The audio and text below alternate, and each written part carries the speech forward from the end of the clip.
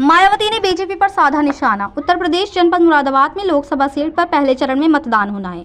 मतदाताओं को अपने पक्ष में वोट देने के लिए सभी सियासी दल जोर लगा रहे हैं। इसी कड़ी में बहुजन समाज पार्टी की राष्ट्रीय अध्यक्ष मायावती पहुंची मुरादाबाद, जहां उन्होंने मुरादाबाद में स्थित रामलीला ग्राउंड में जनसभा को संबोधित किया। तो वहीं उन्होंने जनसभा को संबोधित करते हुए मंच से बोलते हुए कहा कि आपको अपने प्रदेश और देश के हित के लिए अपने वोटों को न कांग्रेस को न बीजेपी को बल्कि देश की पार्टी बहुजन समाज पार्टी को जिताना है।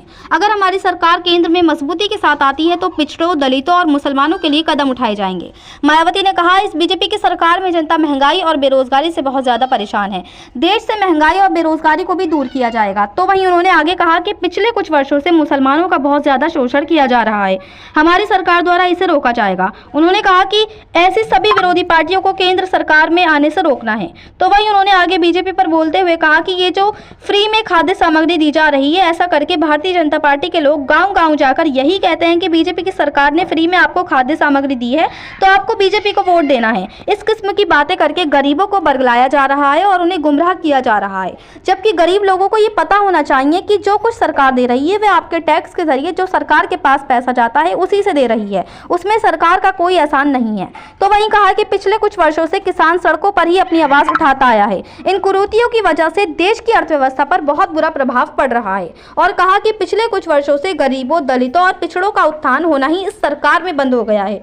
साथ ही अपने देश की सीमाएं भी पूरी तरह से सुरक्षित नहीं है। तो वहीं सभी पार्टियों पर बोलते हुए कहा कि सभी पार्टियां अपने जीतने के लिए साम, दाम, दंड भेद अनेकों हथकंडे इस्तेमाल करके केंद्र सरकार में आने की पूरी कोशिश में लगी हुई हैं।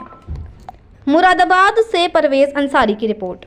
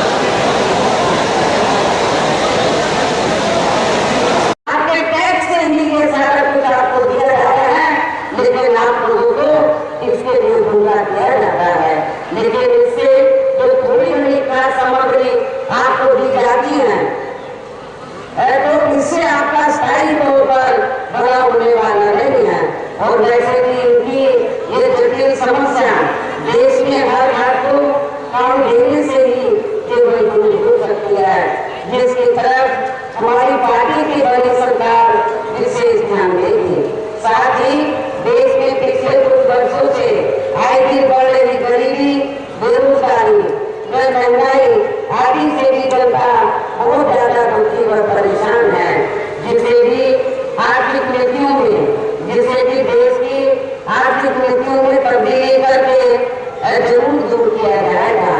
धर्म की आड़ में पिछले कुछ वर्षों से, खासतौर से हिंदू की आड़ में पिछले कुछ वर्षों से खासकर मुस्लिम समाज के लोगों का देश की भावना से जो इनका काफी ज्यादा शोषण व उत्पीड़न आदि किया जा रहा है, तो इसे भी जरूर रोका जाए।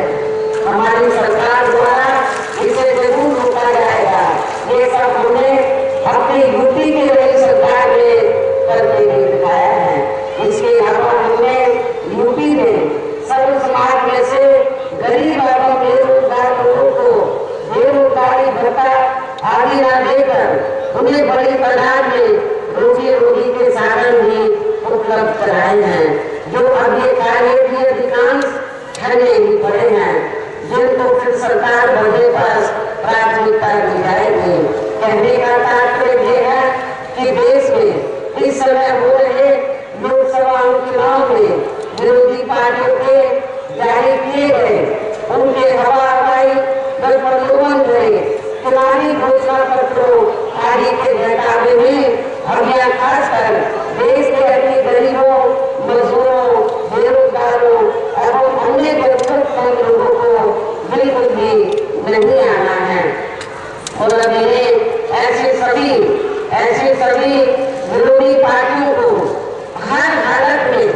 ऐसे सभी विरोधी पार्टियों को हर हालत में केंद्र की सरकार में आने से जरूर रोकना है, जिनकी कथनी में काफी अंतर रहा है तथा जिले के लोग